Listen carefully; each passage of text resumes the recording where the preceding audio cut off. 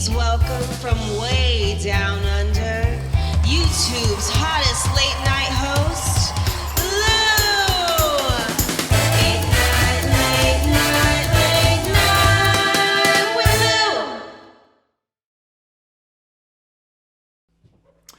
Lou! Hello and welcome. Out of this world to have you with us. So glad you could join us tonight. As it's our first episode, I suppose I should do something in the way of introduction, although I think most of you know me. Milton referred to me as the one who preferred to reign in hell rather than serve in heaven. Bingo. George Bernard Shaw referred to me as one who lacked a certain quality of will. Wrong. If there's one thing I've got, it's will.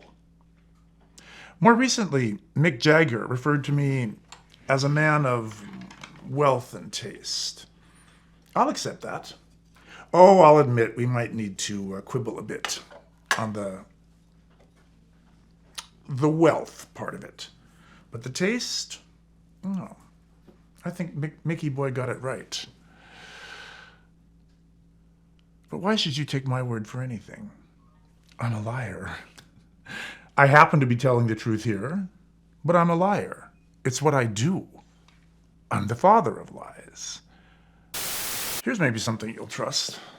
Maybe someone you'll trust. I'm all through this, you know. I'm all over it, from Genesis to Revelation. And I can quote it backward and forward, as I think you know. But let's let go of those reptilian images, you know, the snake in the garden and the great red dragon at the end of the world and all that sort of thing. Let me, by way of introduction, read you a description of me from Holy Writ, with which I'll bet you are unfamiliar. Ezekiel 28.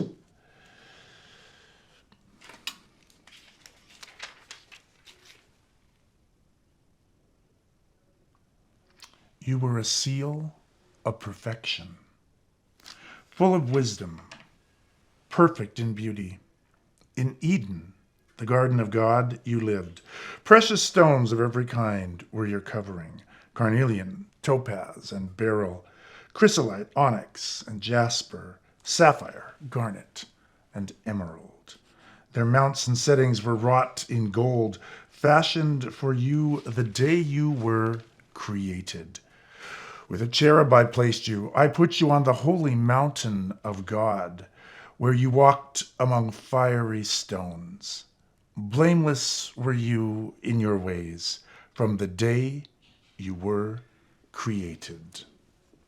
You know, let's just look at that a little bit again. I doubt you've heard this of me, right? You were a seal of perfection, full of wisdom, perfect in beauty. And so I was. Of course, it's true. Ezekiel turns on a dime. In the very next sentence, he's telling you all about how haughty I became, how proud, how arrogant, how full of disdain and rebellion. He talks about my condemnation. Let's leave all that aside for the moment, because after all, we are only beginning to get to know one another. And let's just concentrate on the original description. I was, in fact, the most perfect of created beings, the highest of created beings. I was irresistibly beautiful. The original pretty boy, you might say. So what happened? Well, I'll tell you. But, oh, pardon me, I've got to take this. Just one moment. Demonia, darling. How are things in the south of France? Listen, it's going to have to be quick. I'm on air. All right, so it can't be quick. Can you hold for a minute, dearest? All right, one moment. One of my account executives, Demonia by name, she's really quite good at what she does. She's got a special client. I want you to hear about this, because actually when I think about it, I think there's a possibility that you might want to hear this phone call.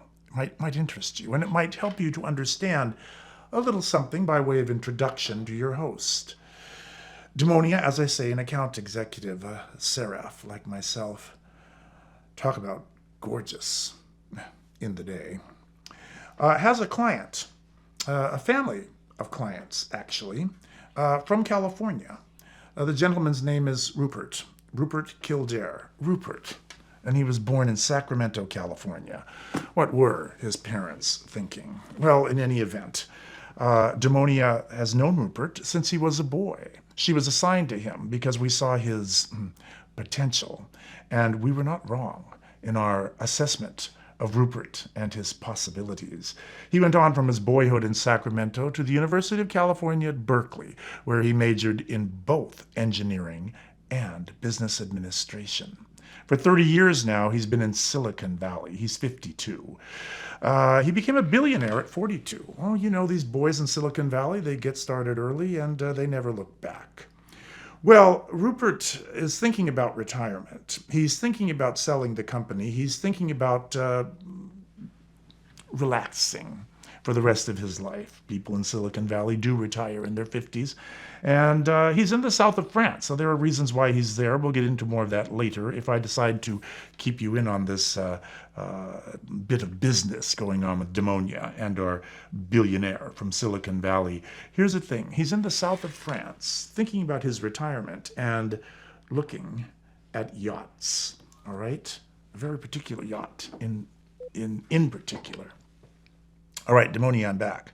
What's down in Nice? Okay.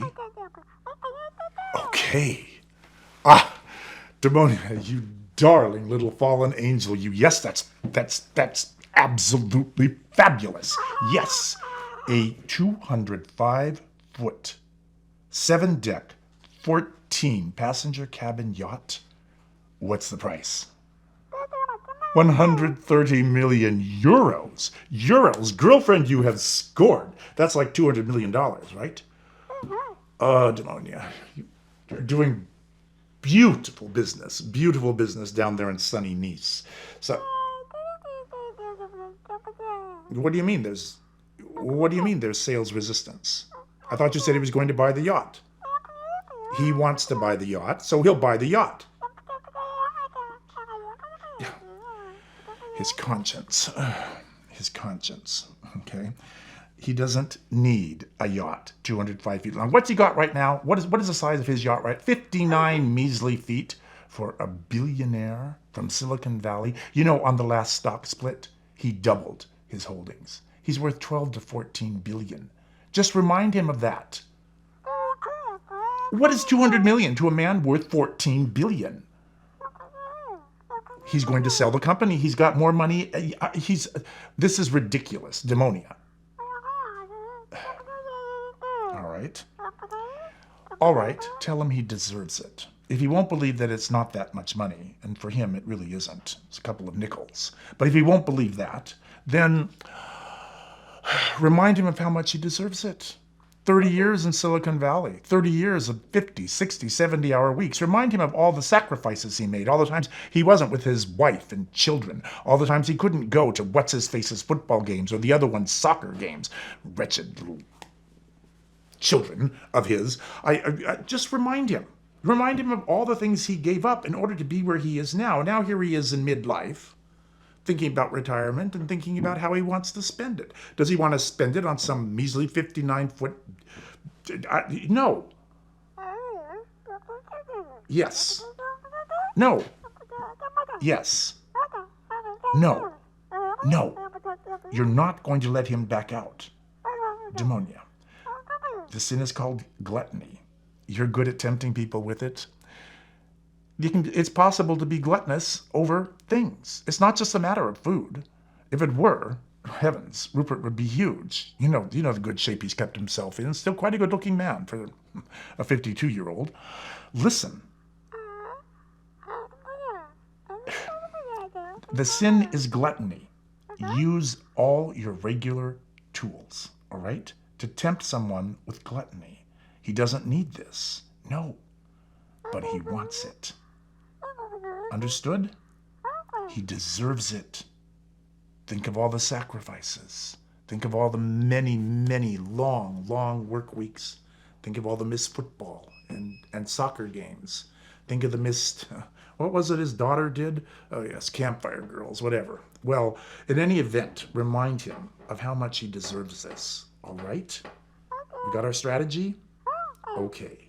You go, girl. You know I have complete confidence in you. All right. Yes, yes, yes. Of course, darling. Smooches to you, too.